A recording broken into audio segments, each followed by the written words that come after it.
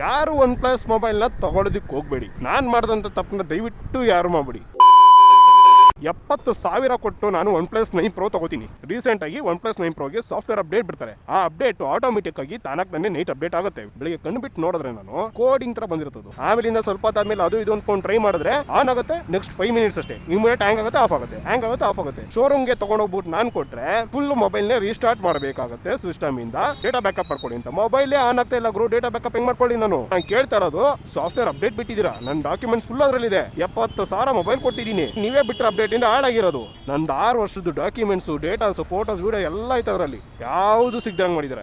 ಸ್ವಲ್ಪ ಹೊತ್ತಾದ್ಮೇಲೆ ಕೇಳಿದ್ರೆ ಮಾತ್ರ ಬೋರ್ಡ್ ಮಾಡಬೇಕು. ಗುರು ನಾನು ಸರ್ವಿಸ್ ಮಾಡೋದಕ್ಕೆ ಕೊಟ್ಟಿದ್ದು, ಫುಲ್ ಪಾರ್ಟ್ಸ್ ಕಿತ್ತಾಕು ಅಂತೆಲ್ಲ ಕೊಟ್ಟಿದ್ದು. ನಿಮ್ಮ ಒನ್ ಪ್ಲಸ್ ಅಲ್ಲಿ ಇಷ್ಟು ಸೇಫ್ಟಿ ಇಲ್ಲ ಅಂದ ಮೇಲೆ ಎಂತಕ್ಕೆ ಫೋನ್ಗಳನ್ನ ಮಾರ್ತಾ ಇದ್ದೀರಾ? ಕಸ್ಟಮರ್ ಡೇಟಾಸ್ ಯಾವುದಕ್ಕೂ ನೀವು ಗ್ಯಾರಂಟಿ ಕೊಡಲ್ಲ ಅಂದಮೇಲೆ ಒಂದು ಮೊಬೈಲ್ನ ಹಿಂಗ್ ತಯಾರಿಸ್ತೀರಾ? ಸೊ ಟೋಟಲ್ ನಂದು 20,000 ಪ್ಲಸ್ ಫೋಟೋಸ್ ಇತ್ತು. ಆದ್ರೆ ಎಲ್ಲರೂ ಹೇಳೋದೇನಂದ್ರೆ ನೀವೇ ಮುಂಚೆ ಡೇಟಾ ಬ್ಯಾಕಪ್ ಮಾಡ್ಕೋಬೇಕಿತ್ತು ಅಂತ. ಗುರು ನಾನು ತಗೊಂಡಿದ್ದು 256 GB ಎಂತ ತಗೊಂಡು 70,000 ಕೊಟ್ಟು. ಅದೊಂದು ಸೆಕ್ಯೂರಿಟಿ ಆಗಿರುತ್ತೆ. ನನ್ನ ಮೊಬೈಲ್ ನನ್ನ ಹತ್ರ ಇರುತ್ತೆ, ಎಲ್ಲ ಡೇಟಾಸ್ ನನ್ನ ಹತ್ರ ಇರುತ್ತೆ ಅಂತ ತಗೋತೀನಿ. ಎಲ್ಲ ಡೇಟಾಸ್ ಇದಕ್ಕೆ ಹಾಕ್ಬಿಟ್ಟು ಡಿಲೀಟ್ ಆಗ್ಲಿ ಅಂತ ಯಾರನ್ನ ತಗೋತಾರ? ದಯವಿಟ್ಟು ಒನ್ ಪ್ಲಸ್ ಯೂಸರ್ಸ್ ತಾವುಗಳು ಏನಿದಿರೋ ನಿಮ್ಮ ಡೇಟಾಸ್ ನ ಬ್ಯಾಕಪ್ ಮಾಡ್ಕೊಳ್ಳಿ. ಯಾವುದೇ ಕಾರಣಕ್ಕೂ ನಿಮ್ಮ ಡೇಟಾಗೆ ಸೆಕ್ಯೂರಿಟಿ ಯಾವನು ಕೊಡಲ್ಲ. ಯಾವುದು ನಿಮ್ಮ ಡೇಟಾ ಸೇಫ್ ಅಲ್ಲ.